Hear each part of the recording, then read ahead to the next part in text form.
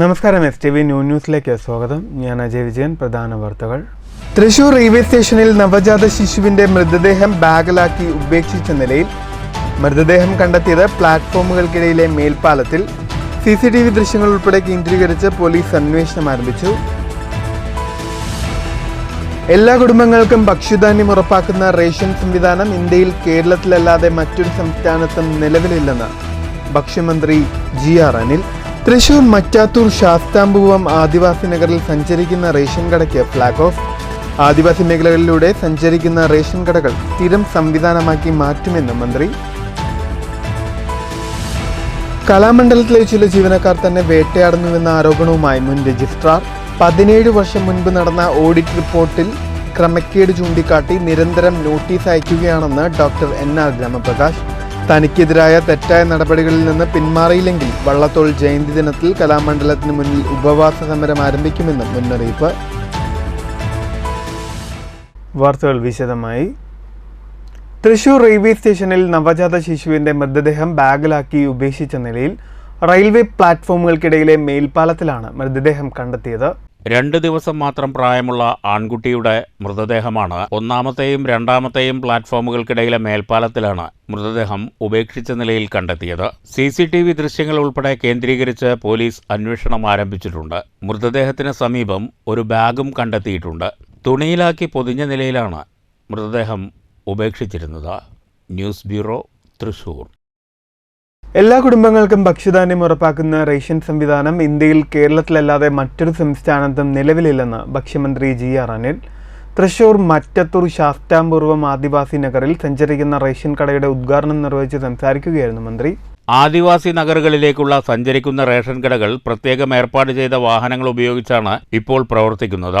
ഭാവിയിൽ ജില്ലാ പഞ്ചായത്തിന്റെ സഹകരണത്തോടെ ഇത് സ്ഥിരം സംവിധാനമാക്കി മാറ്റുമെന്നും മന്ത്രി പറഞ്ഞു. സ്വാതന്ത്ര്യം ലഭിച്ച് 8 പതിറ്റാണ്ടിനോടടുക്കുമ്പോഴും എല്ലാവർക്കും ഭക്ഷ്യധാന്യം എന്നു പ്രസംഗിക്കുന്നതല്ലാതെ പ്രാവർത്തികമാക്കാൻ കേരളത്തിനല്ലാതെ മറ്റാർക്കും കഴിഞ്ഞിട്ടില്ല. ഓണക്കാലത്ത് എല്ലാ കുടുംബങ്ങൾക്കും ആശ്വാസം പകരുന്ന തരത്തിലുള്ള വിപണി ഇടപെടലാണ് കൺസ്യൂമർ ഫെഡും സപ്ലൈകോയും നടത്തിവരുന്നത്. മാധ്യമങ്ങളിൽ കാണുന്നതിന് വിപരീതമായി ജനങ്ങൾക്ക് ആശ്വാസം പകരുന്ന തരത്തിൽ ഗുണനിലവാരമുള്ള ഉൽപ്പന്നങ്ങളാണ് ഈ സ്ഥാപനങ്ങൾ വഴി ലഭ്യമാക്കുന്നതെന്നും മന്ത്രി പറഞ്ഞു. എല്ലാ കുടുംബത്തിനും ഭക്ഷ്യധാന്യം ഉറപ്പാക്കാൻ കഴിയുന്ന റേഷൻ സംവിധാനം, ഇതെല്ലാം നമ്മുടെ രാജ്യത്ത് സ്വാതന്ത്ര്യം ലഭിച്ച് 10-78 വർഷമായി ഇതിനെക്കുറിച്ച് പ്രസംഗിക്കാൻ പലർക്കും കഴിയുമെന്നല്ലാതെ ഇത് പ്രാവർത്തികമാക്കാൻ കഴിഞ്ഞ നാട് കേരളമല്ലാതെ മറ്റൊരു നാടിനെ അവകാശപ്പെടാൻ കഴിയാത്ത സ്ഥിതിയാണ്. അക്കാലത്ത് നമ്മുടെ മാർക്കറ്റിനെ ആശ്രയിക്കേണ്ട നമ്മൾ വലിയ വിലവർധന ഉണ്ടാകാതിരിക്കാൻ ഫലപ്രദമായ ഗവൺമെന്റ് ഇടപെടലാണ് നടക്കുന്നത് എന്നുള്ള കാര്യം കൂടെ ഞാൻ സൂചിപ്പിക്കും. ശാസ്താംപൂവം ആദിവാസി നഗറിലെ കമ്മ്യൂണിറ്റി ഹാളിൽ നടന്ന ചടങ്ങിൽ KK രാമചന്ദ്രൻ MLA അധ്യക്ഷത വഹിച്ചു. ജില്ലാ പഞ്ചായത്ത് പ്രസിഡന്റ് VS പ്രിൻസ്, മറ്റത്തൂർ ഗ്രാമപഞ്ചായത്ത് പ്രസിഡന്റ് അശ്വതി വിബി, വിവിധ ജനപ്രതിനിധികൾ, ഉദ്യോഗസ്ഥർ തുടങ്ങിയവർ സംസാരിച്ചു. News bureau, Thrissur. കേരള കലാമണ്ഡലത്തിലെ ഇപ്പോഴത്തെ ഉദ്യോഗസ്ഥർ സാമ്പത്തിക തട്ടിപ്പ് ചൂണ്ടിക്കാട്ടി തന്നെ വേട്ടയാടുന്നുവെന്ന ആരോപണവുമായി മുൻ രജിസ്ട്രാർ. 17 വർഷം മുൻപ് നടന്ന ഓഡിറ്റ് റിപ്പോർട്ടിൽ ക്രമക്കേട് നടന്നിട്ടുണ്ടെന്നും പലിശ സഹിതം പണം തിരികെ നൽകണമെന്നും കാണിച്ച് നിരന്തരം തനിക്കെതിരെ നോട്ടീസ് അയക്കുകയാണെന്നും തനിക്കെതിരെയുള്ള പ്രതികാര നടപടി അവസാനിപ്പിച്ചില്ലെങ്കിൽ വള്ളത്തോൾ ജന്മദിനത്തിൽ കലാമണ്ഡലത്തിന് മുന്നിൽ ഉപവാസമിരിക്കുമെന്നും കലാമണ്ഡലം മുൻ രജിസ്ട്രാർ ഡോക്ടർ NR ഗ്രാമപ്രകാശ് STVയോട് പറഞ്ഞു. 17 വർഷം മുൻപത്തെ ഓഡിറ്റ് തടസ്സം കുത്തിപ്പൊക്കിയാണ് തുടരെ തനിക്കെതിരെ നോട്ടീസ് അയക്കുന്നത്. 18% പലിശ സഹിതം 30,000 രൂപ തിരിച്ചടപ്പിക്കുമെന്നാണ് കത്തിലെ ഭീഷണി. നിലവിലെ രജിസ്ട്രാർ ഓഡിറ്റ് ഒബ്ജക്ഷൻ വകവയ്ക്കാതെയും സർക്കാർ അനുമതിയില്ലാതെയും മാസം തോറും 3 വർഷമായി 70,000-ലേറെ രൂപ കൈപ്പറ്റുന്നുണ്ടെന്നും ഇത്തരം ഓഡിറ്റ് തടസ്സങ്ങൾ ജനങ്ങളുടെയും സർക്കാരിന്റെയും കോടതിയുടെയും ശ്രദ്ധയിൽ കൊണ്ടുവരുമെന്നും അദ്ദേഹം STV ന്യൂസിനോട് പറഞ്ഞു.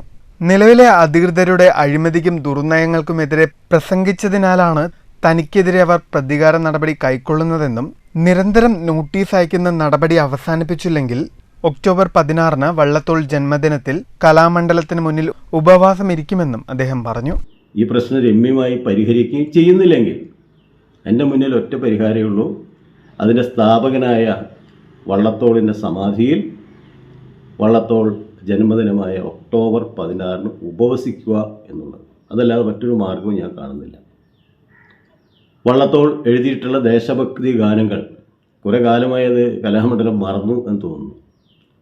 വള്ളത്തോൾ രചിച്ചിട്ടുള്ള ദേശഭക്തി ഗാനങ്ങൾ ആലപിച്ചുകൊണ്ട് വള്ളത്തോൾ സമാധിയിൽ October 16 ഉപവസിക്കുകയാണ്.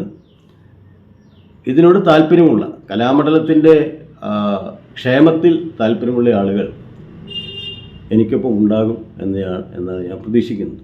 News bureau, Cheruthuruthy. Shoranur കേരളീയ ആയുർവേദ സമാജം മഹാഗണപതി ക്ഷേത്രത്തിൽ വിനായക ചതുർത്ഥി വിപുലമായി ആഘോഷിച്ചു. മഹാഗണപതി ഹോമം, വിശേഷാൽ പൂജകൾ, എഴുന്നള്ളിപ്പ്, തായമ്പക എന്നിവയും ഉണ്ടായിരുന്നു. ശനിയാഴ്ച രാവിലെ മഹാഗണപതി ഹോമത്തോടെയാണ് കേരളീയ ആയുർവേദ സമാജം മഹാഗണപതി ക്ഷേത്രത്തിൽ വിനായക ചതുർത്ഥി ആഘോഷങ്ങൾക്ക് തുടക്കമായത്. വൈകുന്നേരം ഭക്തിനിർഭരമായ എഴുന്നള്ളിപ്പുണ്ടായി. ഗജവീരന്റെയും വാദ്യമേളങ്ങളുടെയും അകമ്പടിയോടെ നിള റോഡ് വഴി ഗണേശ്ഗിരി ക്ഷേത്രത്തിൽ ചെന്ന് തിരിച്ച് ഗണേശ്ഗിരി വഴി സമാജത്തിൽ എഴുന്നള്ളിപ്പ് സമാപിച്ചു.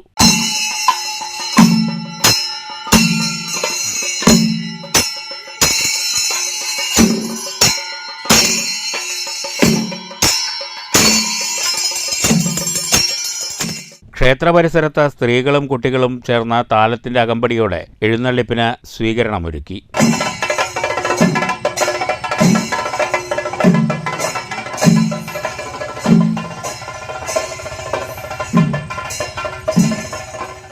രാത്രി തായമ്പകയുമുണ്ടായിരുന്നു. News centre, Shoranur. മങ്കര വെള്ളറോഡ് ഗണേശോത്സവ കമ്മിറ്റിയുടെ നേതൃത്വത്തിൽ വിപുലമായ പരിപാടികളോടുകൂടി ഗണേശോത്സവം ആഘോഷിച്ചു. ഗണേശോത്സവത്തിന്റെ ഭാഗമായി നടന്ന നിമഞ്ജന ഘോഷയാത്രയിൽ നിരവധി പേർ പങ്കെടുത്തു.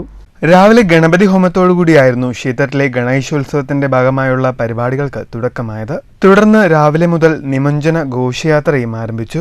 വെള്ളറോഡിൽ നിന്നും ആരംഭിച്ച ഘോഷയാത്ര വിവിധ സ്ഥലങ്ങളിൽ പ്രദക്ഷിണം നടത്തി വൈകുന്നേരം മങ്കര കാളികാവ് ഭാരതപ്പുഴയിൽ നിമഞ്ജനം ചെയ്യും. ഗണേശോത്സവ കമ്മിറ്റിയാണ് ആഘോഷ പരിപാടികൾക്ക് നേതൃത്വം നൽകുന്നത്. നിമഞ്ജന ഘോഷയാത്രയിൽ നിരവധി പേർ അണിനിരന്നു. വിഘ്നങ്ങൾ തീർക്കുന്ന വിഘ്നേശ്വരന്റെ ജന്മദിനത്തിലാണ് ഈ ഗണേശോത്സവം നടക്കുന്നത്. നേരത്തെ വർഷങ്ങൾക്ക് മുമ്പ് ബാലഗംഗാ തിലകനിലൂടെയും ഛത്രപതി ശിവജിയിലൂടെയും തുടങ്ങിവെച്ച ഗണേശോത്സവം എന്ന് വർഷങ്ങൾ കഴിയുമ്പോൾ രാജ്യമൊട്ടാകെ വളരെ പ്രൗഢഗംഭീരമായി തന്നെയാണ് ആഘോഷിക്കുന്നത്. അതിൻ്റെ ഭാഗമായി ഈ കഴിഞ്ഞ കുറച്ച് വർഷങ്ങൾ പരിശോധിച്ചാൽ കേരളത്തിൽ വളരെയധികം നല്ല രീതിയിൽ തന്നെ പ്രൗഢഗംഭീരമായാണ് ഈ ഗണേശോത്സവം നടത്തി വരുന്നത്. News bureau, Pattiripala. മുതുതല ശ്രീ മഹാഗണപതി ക്ഷേത്രത്തിൽ വിനായക ചതുർത്ഥിയോടനുബന്ധിച്ച് പ്രത്യേക അഷ്ടദ്രവ്യ മഹാഗണപതി ഹോമം നടന്നു. ക്ഷേത്രം തന്ത്രി ബ്രഹ്മശ്രീ അഴകത്ത് പരമേശ്വരൻ നമ്പൂതിരിപ്പാട് മുഖ്യ കാർമ്മികത്വം വഹിച്ചു. വിനായക ചതുർത്ഥിയുടെ ഭാഗമായി 1008 നാളികേരം കൊണ്ടുള്ള അഷ്ടദ്രവ്യ മഹാഗണപതി ഹോമമാണ് ക്ഷേത്രത്തിൽ നടന്നത്. രാവിലെ വിശേഷാൽ പൂജകൾ, മഹാഗണപതി ഹോമം, നവകം പഞ്ചഗവ്യം, സർവൈശ്വര്യ പൂജ, ത്രികാല പൂജ, ഭഗവത് സേവ എന്നിവയും നടന്നു. മഹാഗണപതി ഹോമത്തിന് തന്ത്രി രാമൻ ഭട്ടതിരിപ്പാട് നേതൃത്വം നൽകി. സർവൈശ്വര്യ പൂജയ്ക്ക് മധുസൂദന നമ്പൂതിരി നേതൃത്വം നൽകി.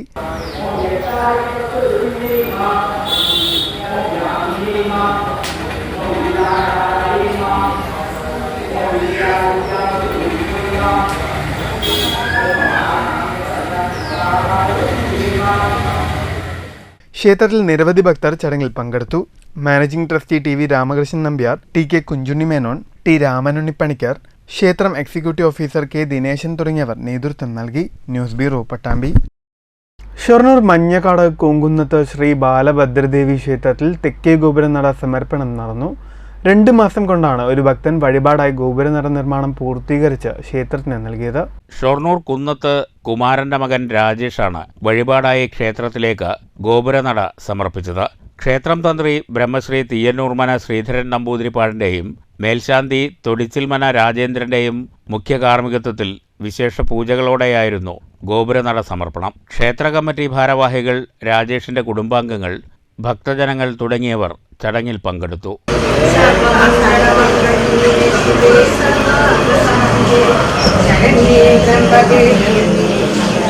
സർവമംഗളമംഗളേ ശിവേ സർവാർത്ഥസാധികേ ശരണ്യേ.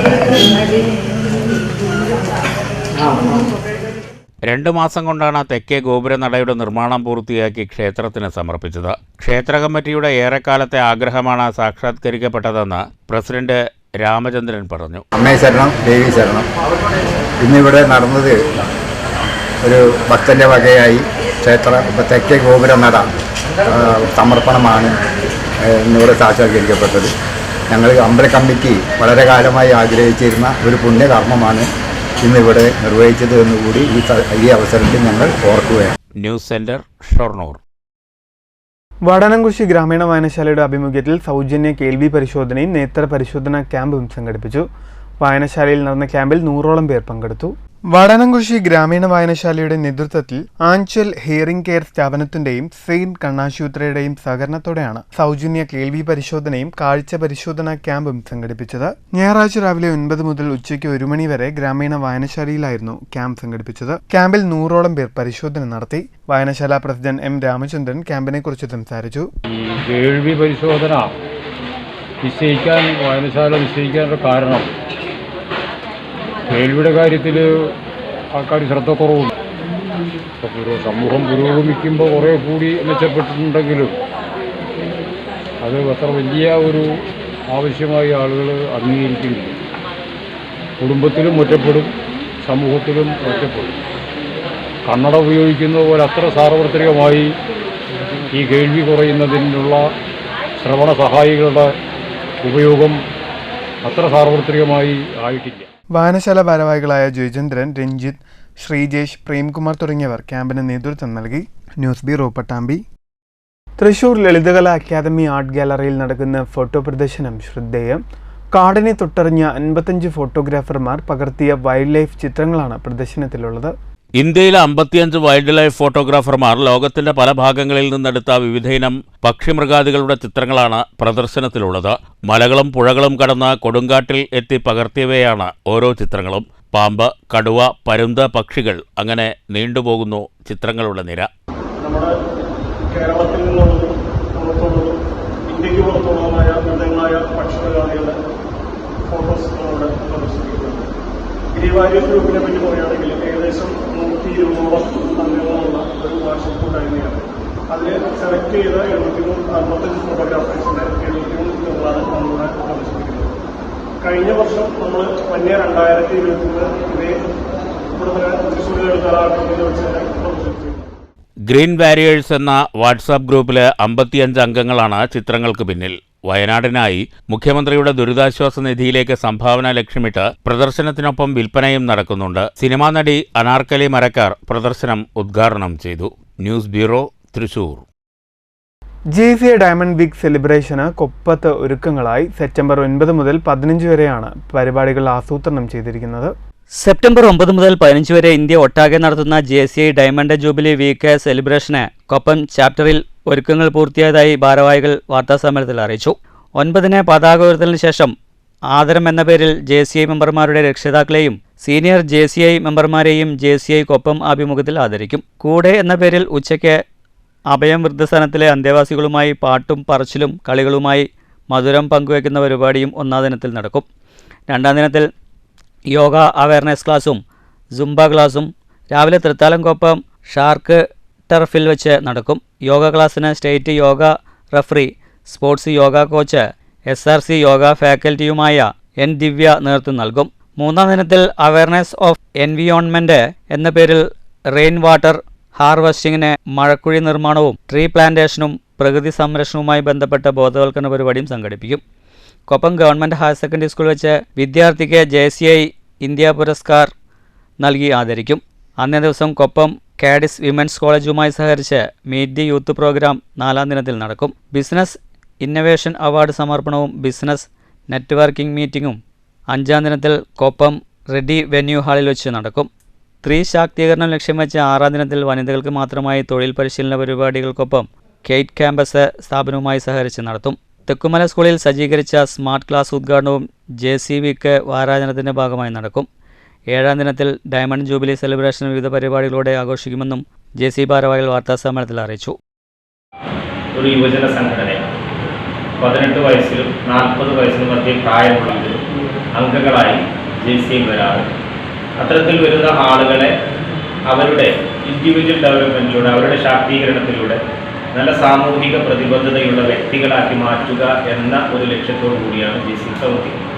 അതിൻ്റെ ഭാഗമായി JCI അംഗങ്ങൾക്ക് നേരിട്ടും ഇതുപോലെ സമൂഹത്തിൻ്റെ ഇടയിലേക്ക് ഇറങ്ങിച്ചെന്നുകൊണ്ട് സമൂഹത്തിന് ഉപകാരപ്പെടുന്ന ഒട്ടനവധി പദ്ധതികൾ വിഭാവനം ചെയ്യാറുണ്ട്. അതിൻ്റെ എല്ലാം ഒരു വർഷപൂർത്തീകരണം ഏകദേശം ജനുവരി തുടങ്ങി ഡിസംബറോളം നീണ്ടു നിൽക്കുന്നതാണ് JCA ഒരു വർഷം എന്ന് പറയുന്നത്. അതിൻ്റെ അവസാന ഘട്ടത്തിലെത്തുമ്പോൾ JCA വേണ്ട വിധത്തിൽ മറ്റുള്ളവരിലേക്ക് എത്തിക്കുക എന്ന ലക്ഷ്യത്തോടെയാണ് ഒരാഴ്ച നീണ്ടു നിൽക്കുന്ന ഈ JCA സംഘടിപ്പിക്കുന്നത്. സാധാരണഗതിയിൽ ഒരു പ്രത്യേക പേര് എല്ലാ വർഷവും അതിന് നൽകാറുണ്ട്. ഈ വർഷവും അതിന് പേര് നൽകിയിട്ടുണ്ട്. പക്ഷേ അതിന് മറ്റൊരു കൗതുകം, JCA ഇന്ത്യയിൽ പ്രവർത്തനം ആരംഭിച്ച് 2024 ഈ വർഷത്തേക്ക് 75 വർഷം തികയാണ്. 1949 ഇന്ത്യയിൽ പ്രവർത്തനം ആരംഭിക്കുന്നത്. വാർത്താ സമ്മേളനത്തിൽ ഭാരവാഹികളായ president K Shihab Shibu, secretary Musthafa, coordinator Sairuf എന്നിവർ പങ്കെടുത്തു. News bureau Pattambi. CBSE സംസ്ഥാന ഫുട്ബോൾ മേള ആറ്റൂർ അറഫ സ്കൂൾ മൈതാനിയിൽ ആരംഭിച്ചു. ഫുട്ബോൾ മേള K രാധാകൃഷ്ണൻ MP ഉദ്ഘാടനം ചെയ്തു. 106 ടീമുകളാണ് സംസ്ഥാനതല ടൂർണമെന്റിൽ പങ്കെടുക്കുന്നത്. കഴിഞ്ഞ തുടർച്ചയായിട്ട് 2 വർഷമായിട്ട് ഈ മത്സരത്തിൽ ഉദ്ഘാടനം ചെയ്യാനും അല്ലെങ്കിൽ സമാപന സമ്മേളനത്തിൽ പങ്കെടുക്കാനും എനിക്ക് അവസരം ഉണ്ടാക്കി തന്നിട്ടുണ്ട്. ഞാൻ പ്രത്യേകമായിട്ടുള്ള നന്ദി അറഫ മാനേജ്മെൻറ്റിനോടും എൻ്റെ പ്രിയപ്പെട്ട സുഹൃത്ത് ഹംസയോടും അറിയിച്ചുകൊണ്ട് ഈ മത്സരത്തിൽ പങ്കെടുക്കുന്ന എല്ലാ ടീമുകളും നന്നായി കളിച്ച് നന്നായി വളർന്ന് നല്ല മിടുക്കന്മാരും അതുപോലെ തന്നെ നമ്മുടെ രാജ്യം അറിയപ്പെടുന്ന കളിക്കാരുമായി മാറട്ടെ എന്ന് ആശംസിക്കുകയാണ്. ഉദ്ഘാടന ചടങ്ങിൽ Arafa charitable trust chairman KS Abdulla അധ്യക്ഷത വഹിച്ചു. ജനറൽ സെക്രട്ടറി KS ഹംസ മുഖ്യപ്രഭാഷണം നടത്തി. സെക്രട്ടറി അബ്ദുൽ ലത്തീഫ്, PV സുലൈമാൻ, ഹുസൈൻ ചെറുതുരുത്തി, മുള്ളൂർക്കര പഞ്ചായത്ത് മുൻ പ്രസിഡന്റ് അബ്ദുൽ സലാം തുടങ്ങിയവർ സംസാരിച്ചു. സ്കൂൾ പ്രിൻസിപ്പാൾ വസന്ത മാധവൻ സ്വാഗതവും പ്രധാനാധ്യാപിക C രമ നന്ദിയും പറഞ്ഞു. അണ്ടർ 14, 17, 19 വിഭാഗങ്ങളിലായി ആറ്റൂർ അറഫ സ്കൂൾ ഗ്രൗണ്ടിലും വടക്കാഞ്ചേരി ബോയ്സ് സ്കൂൾ ഗ്രൗണ്ടിലുമായാണ് മത്സരങ്ങൾ നടക്കുന്നത്. 106 സ്കൂളുകളാണ് മേളയിൽ മാറ്റുരയ്ക്കുന്നത്.